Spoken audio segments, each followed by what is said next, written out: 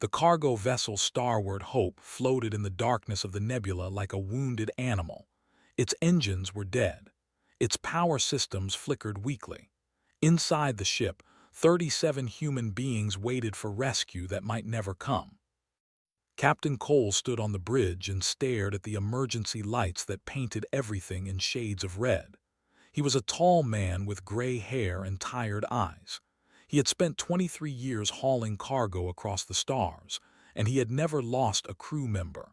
He did not plan to start now. The collision had come without warning. A chunk of debris, probably from some ancient wreck, had torn through their engine section like a bullet through paper. 3 crew members had been injured. The engines were destroyed. Life support was running on backup power, and that backup would not last forever. Amy sat at the communications station. She was young, only 26 years old, with short brown hair and quick hands that danced across her controls. She had been sending the distress signal for 6 hours now. The SOS went out on every frequency, including the universal channel that all species in the galaxy were supposed to monitor. Captain Cole walked over to her station. He put a hand on her shoulder. "Any response?" he asked. Amy shook her head. "Nothing yet, Captain, but someone has to hear us. The signal is strong."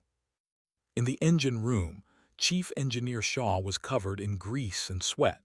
He was a big man with thick arms and a bald head.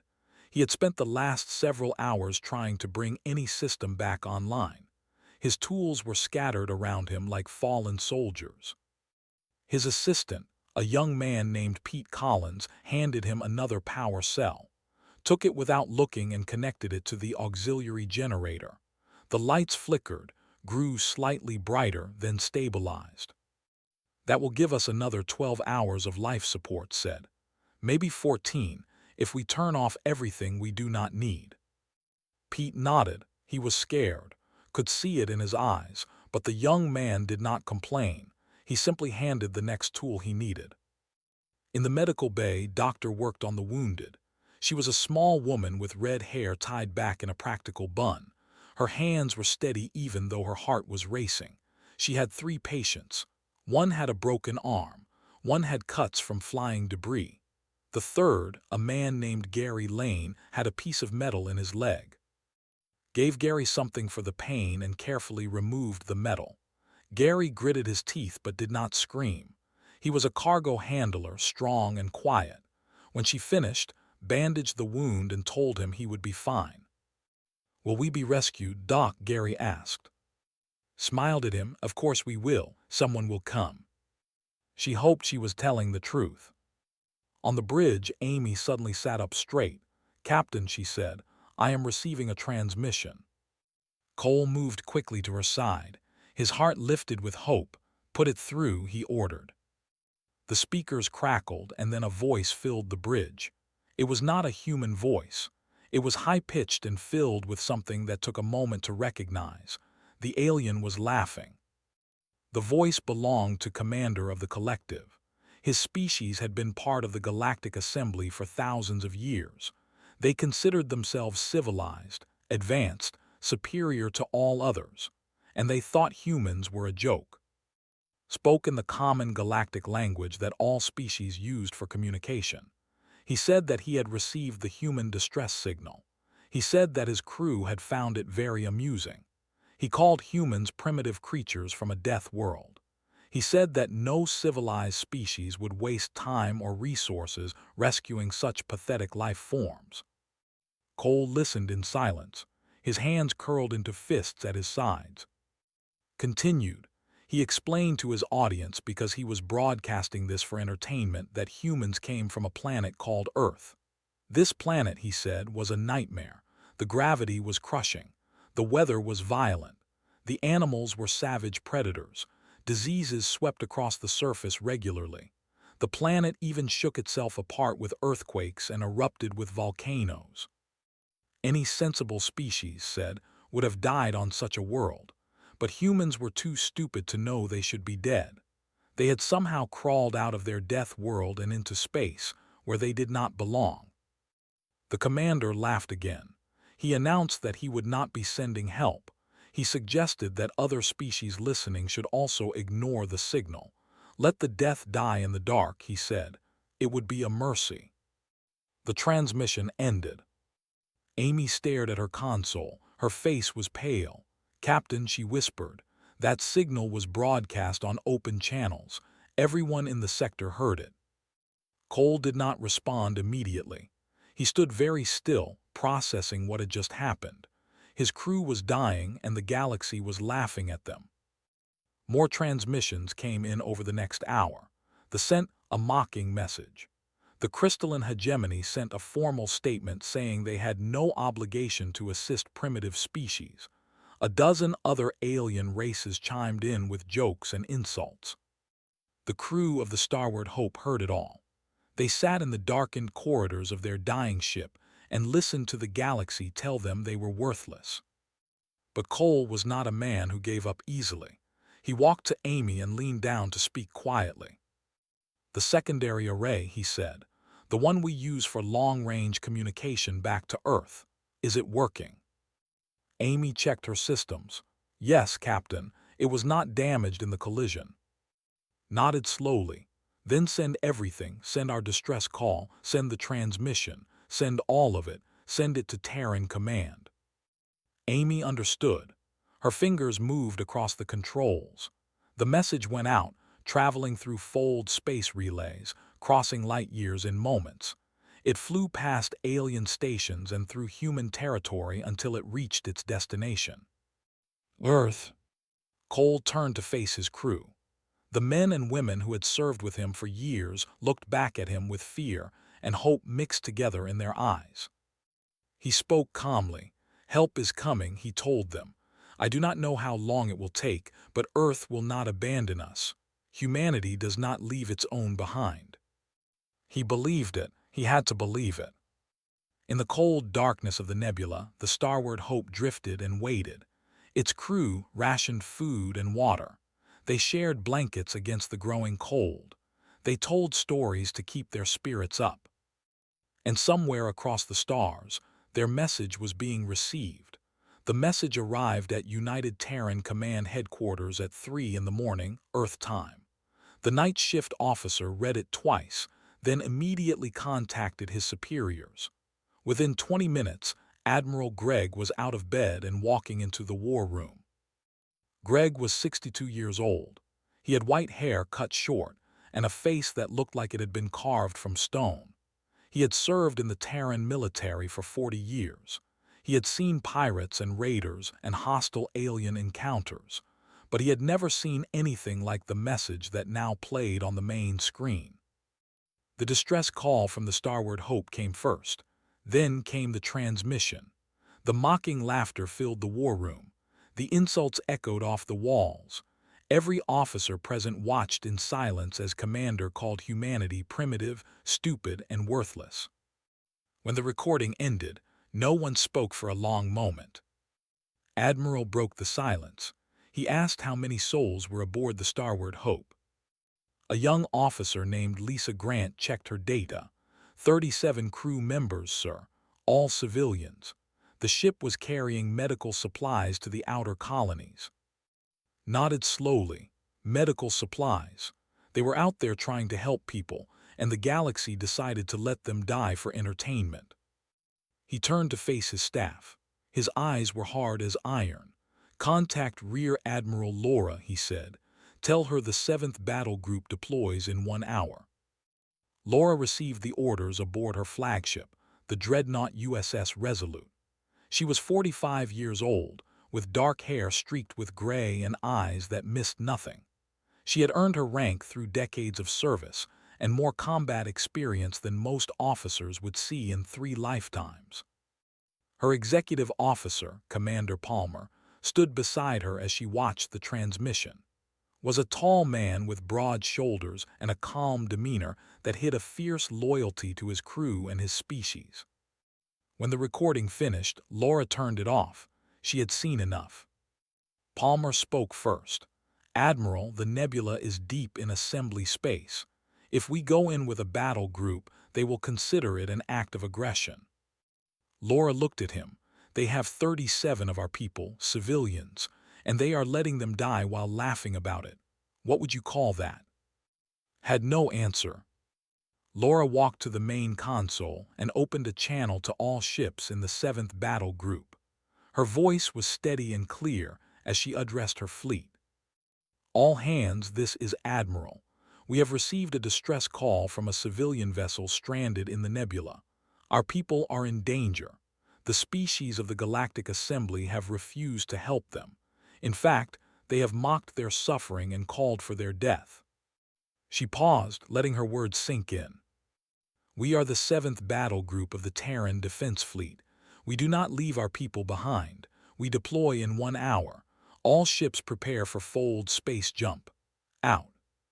Across 12 warships, crews rushed to battle stations. Engineers brought reactors to full power. Weapons officers loaded ammunition and checked targeting systems. Pilots ran to their fighters and began pre-flight checks. In the crew quarters of the USS Resolute, Lieutenant Commander Hart strapped on his sidearm and headed for the weapons station. Was 31 years old, with sandy hair and a reputation as one of the best gunners in the fleet. He had joined the military because he believed in protecting people. Today, he would get the chance to prove it. Lieutenant Ben Carter led a team of Marines as they prepared for potential boarding operations. Ben was young, only 28, but he had already seen combat during the Mars Station incident 3 years ago. His people trusted him because he never asked them to do anything he would not do himself.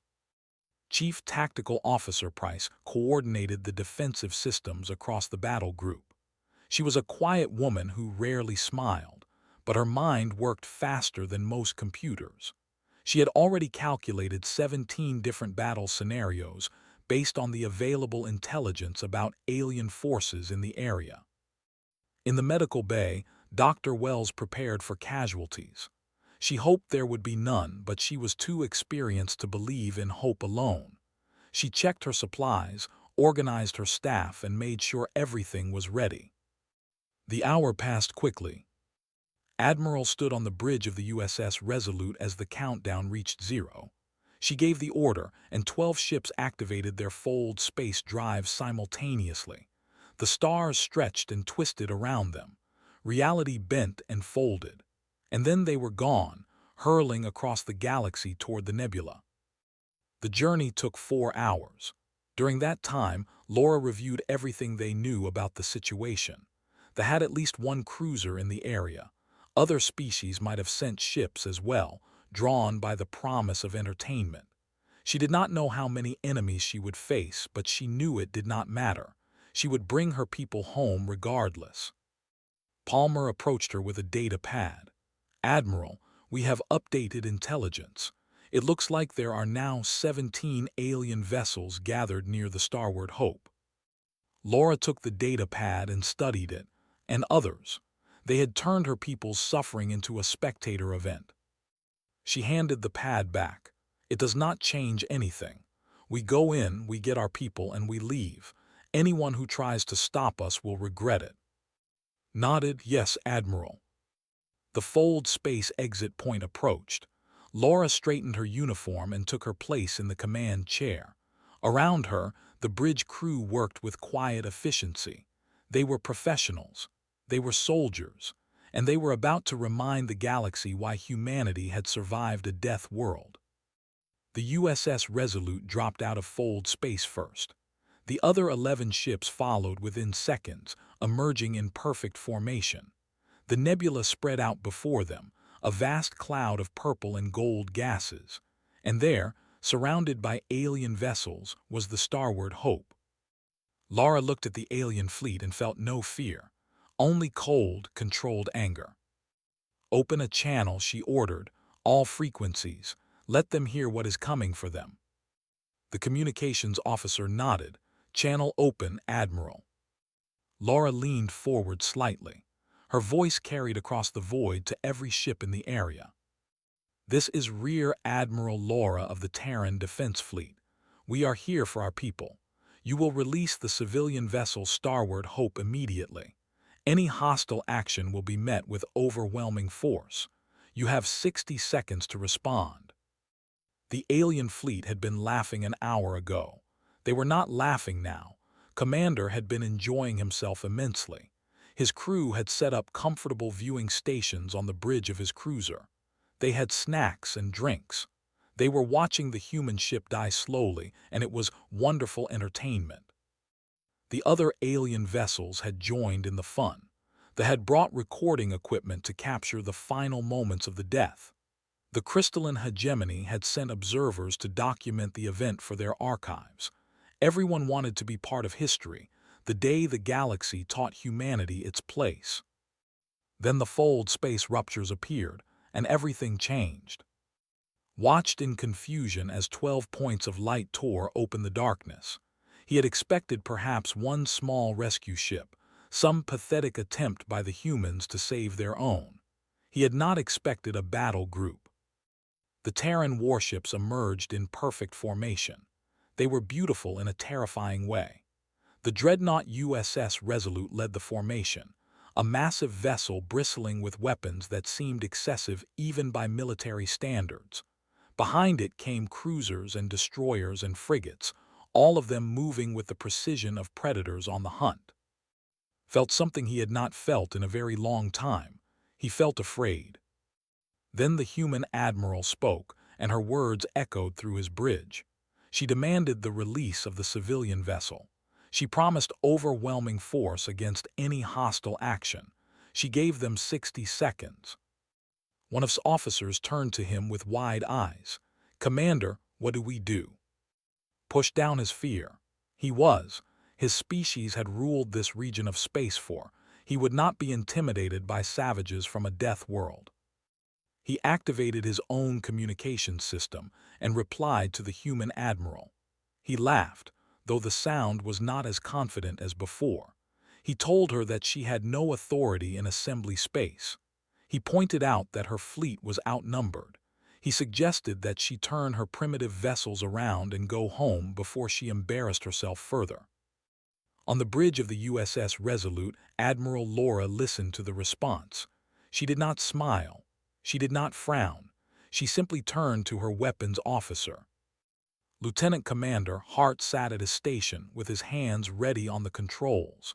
He had been waiting for this moment. "Target their engines," Laura ordered. "One shot. Show them we are serious." Nodded, targeting, firing.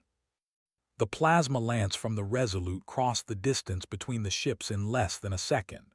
It struck the cruiser with surgical precision, burning through shields and hull to destroy the engine section. The alien vessel lurched and began to drift, powerless. Was thrown from his chair. Alarms screamed throughout his ship. Crew members shouted in panic as systems failed all around them. In the span of a heartbeat, his cruiser had gone from a proud warship to a helpless wreck. He stared at the in disbelief. One shot. The humans had crippled his ship with one shot. On the bridge of the Starboard Hope, Captain Cole watched the battle begin. Amy had tears streaming down her face as she pointed at the sensors. "Captain," she said, "those are our ships. That is the Terran flag." Cole felt his legs grow weak. He grabbed the edge of his chair to steady himself. "They came," he whispered. "They actually came." Throughout the civilian vessel, crew members gathered at viewports to watch the Terran fleet. Shaw abandoned his repairs and climbed up to the observation deck with Pete Collins. They stood together and watched the human warships move through space like angels of vengeance. Doctor brought Gary Lane to a viewport so he could see. The cargo handler stared at the fleet with wonder in his eyes. "I told you they would come," said softly. "Humanity does not abandon its own." In the alien fleet, chaos reigned. The other species had seen what happened to the cruiser. They had come expecting entertainment, not combat. Their commanders shouted orders and tried to form some kind of defense, but fear made them clumsy. Admiral broadcast again. "This is your final warning. We are here for our people. Stand down and withdraw or share the fate of the vessel." 3 alien ships immediately powered up their drives and fled. Their captains wanted no part of a fight with death. The entertainment was no longer worth the risk. But the remaining vessels held their positions. Pride would not let them retreat. The commander roared defiance. The hegemony observer vessel moved into an attack position. They could not believe that humans, primitive creatures from a savage world, could truly threaten the might of the assembly. They were about to learn otherwise. On the Resolute, Commander Palmer reported the enemy positions. Admiral, 14 hostile vessels remaining. They appear to be forming an attack formation. Laura studied the tactical display. The aliens outnumbered her fleet, but numbers were not everything. Her ships were built by humans for humans. They were designed by a species that had spent its entire existence fighting for survival. Every system was hardened. Every weapon was powerful. Every crew member was trained to never give up. All ships, she ordered, defensive formation Delta, engage at will. The battle began. Lieutenant Commander Hart opened fire with everything the Resolute had. Plasma lances and kinetic rounds streaked across space toward the enemy. Shields flared and hulls buckled under the assault. Commander Palmer coordinated the fighter squadrons. Human pilots in fast attack craft swarmed the larger alien vessels, targeting critical systems with precision strikes. They moved through enemy fire like water through rocks, dodging and weaving while their weapons found their marks. Chief Tactical Officer Price managed the defensive grid. Enemy weapons splashed harmlessly against Terran shields or were intercepted by point defense systems. She anticipated attacks before they came and moved resources to where they were needed. The aliens had never faced anything like this. Their weapons were designed for civilized warfare, for conflicts with clear rules and expected outcomes. Human weapons were designed for survival. There was a difference. Captain Cole watched from the starboard Hope as alien vessels fell one after another. A cruiser lost its weapons array. A hegemony destroyer spun out of control after a fighter strike took out its bridge. The smaller alien ships tried to retreat but found human frigates blocking their escape routes. It was not a battle, it was a lesson.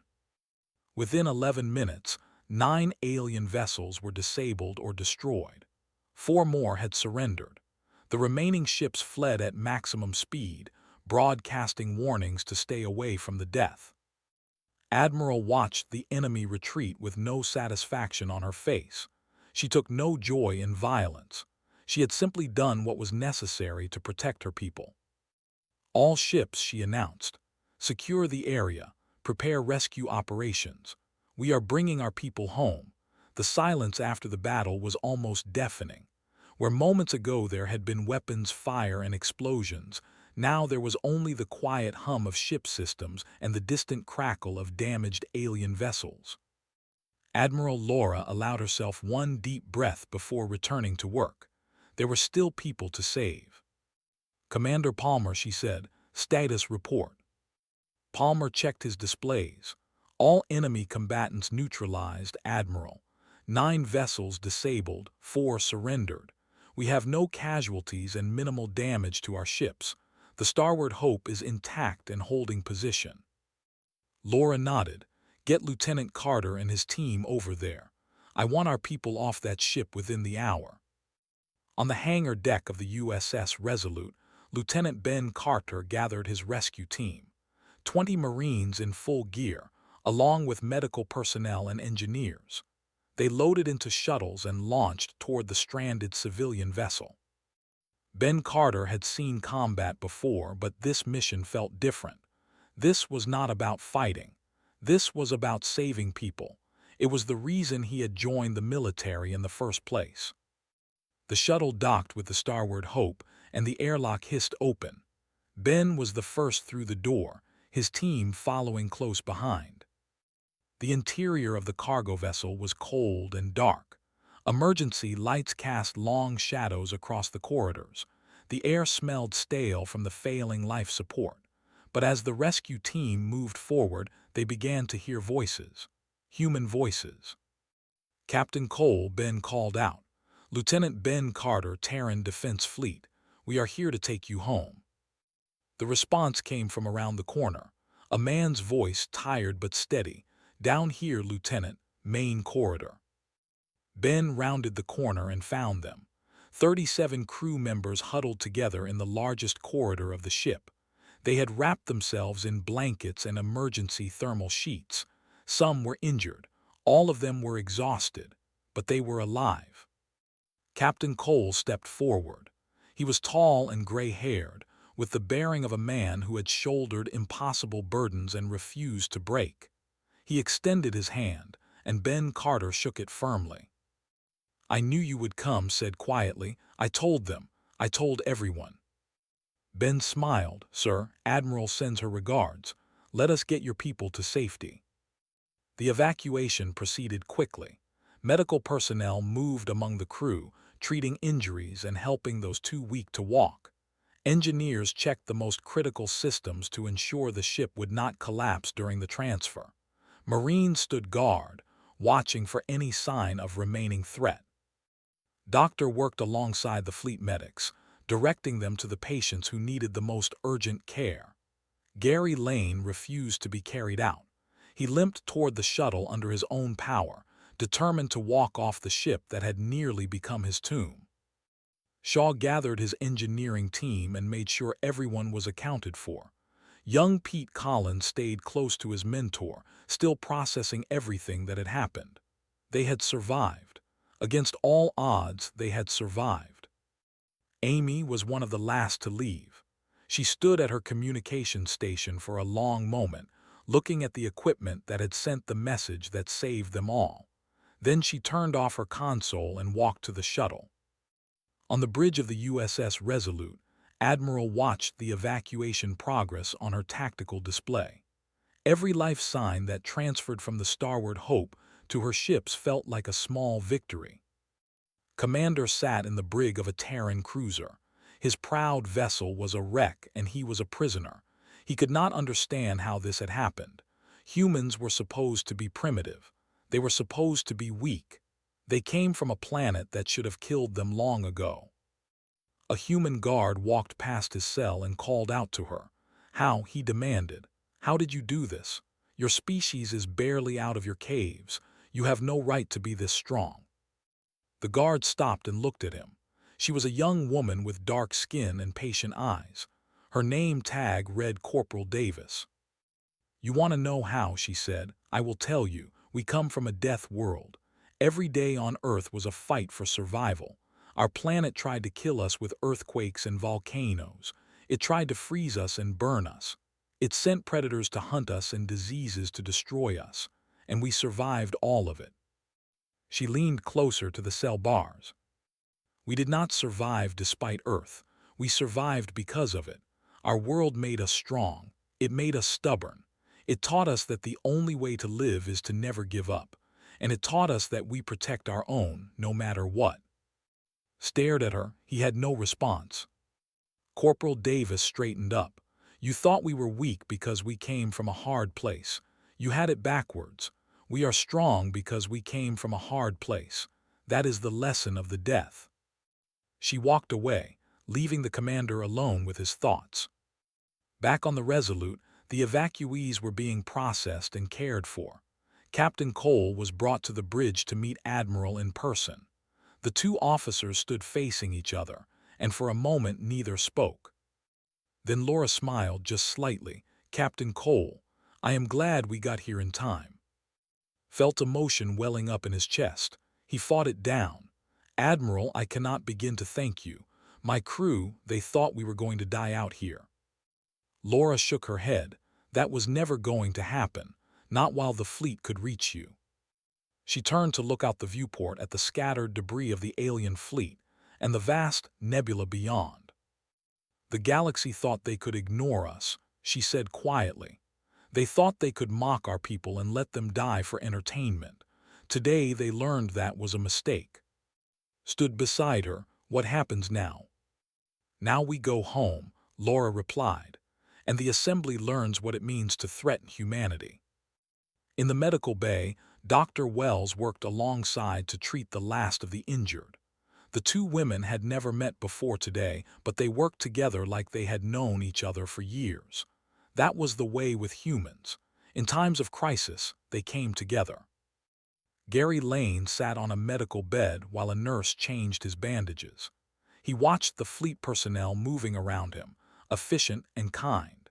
He had lived on the edge of civilization his whole life, hauling cargo to places most people never saw. He had never felt particularly connected to the larger human community. Today that changed. Today he understood what it meant to be part of something bigger than himself. "We really do look out for each other," he said to no one in particular.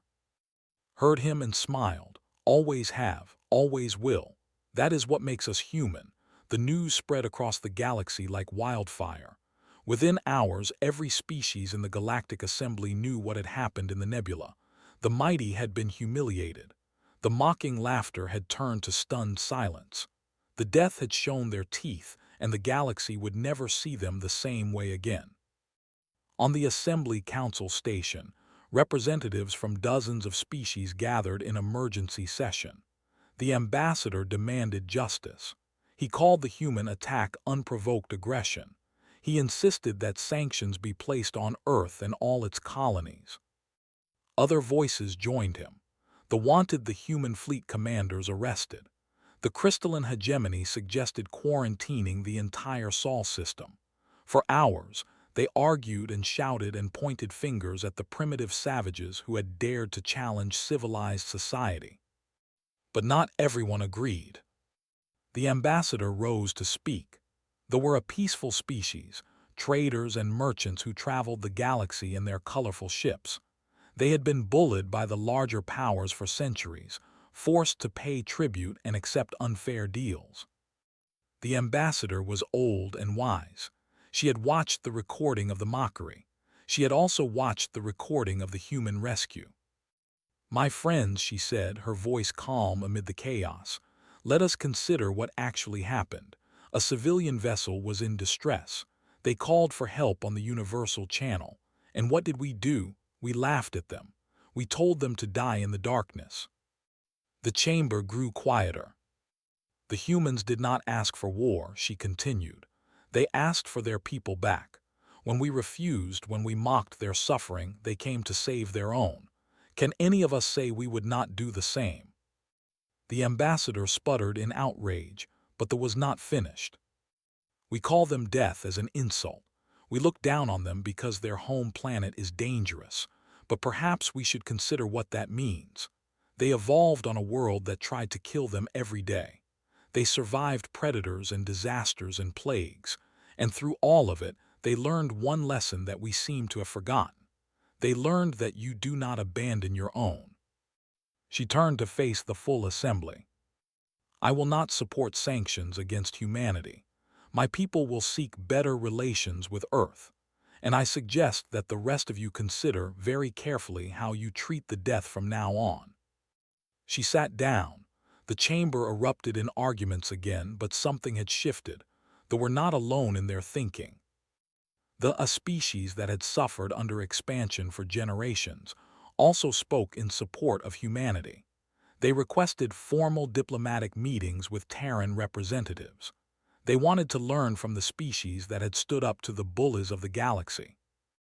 A young species still finding their place among the stars sent a private message to Earth. They asked if humans might be willing to teach them. They wanted to know how to be strong without being cruel. They wanted to learn the lessons of the death world. One by one, the smaller species of the assembly began to see humanity differently, not as primitives to be mocked, but as potential allies, perhaps even friends. On Earth, the 7th Battle Group returned to a hero's welcome. Crowds gathered at the spaceports to cheer the returning ships. News feeds carried stories of the rescue around the world. Admiral Laura was offered medals and promotions, but she turned them down. "I did my duty," she told the press. "Any officer in the fleet would have done the same. Our people were in danger and we brought them home. That is not heroism. That is just what we do." She returned to her ship and her crew. She had no interest in fame or glory. She just wanted to make sure her people were ready for whatever came next. Captain Cole retired from cargo transport. The experience had changed him. He could no longer see himself hauling supplies across the stars as if nothing had happened. Instead, he accepted a position at the Terran Merchant Marine Academy, where he would train new captains on crisis management and survival. His first lecture was simple. He told the cadets about the nebula. He told them about the mockery and the fear and the long hours of waiting. And then he told them about the moment the fleet arrived. "Never give up," he said. "No matter how bad things get, never give up. Because out there somewhere someone is coming for you. Humanity does not abandon its own. Remember that, and you will never truly be alone." Amy published her recordings of the incident. They became required viewing at military academies across human space. Every cadet, every officer, every soldier saw what the aliens had said about them, and they saw how humanity responded. Shaw received a commendation for engineering excellence under impossible conditions. He continued working as a ship engineer, though he became something of a legend in the field. People said he could fix anything with nothing but willpower and spare parts. Doctor stayed in space. She transferred to a search and rescue vessel, where she spent the rest of her career saving lives on the edge of civilization. She never forgot the people she had treated on the Starboard Hope, and she made sure no one else had to face what they had faced. Gary Lane healed from his injuries and returned to work, but he was different now. He talked more. He connected with his. He understood that every human being was part of something larger, a community that stretched across the stars.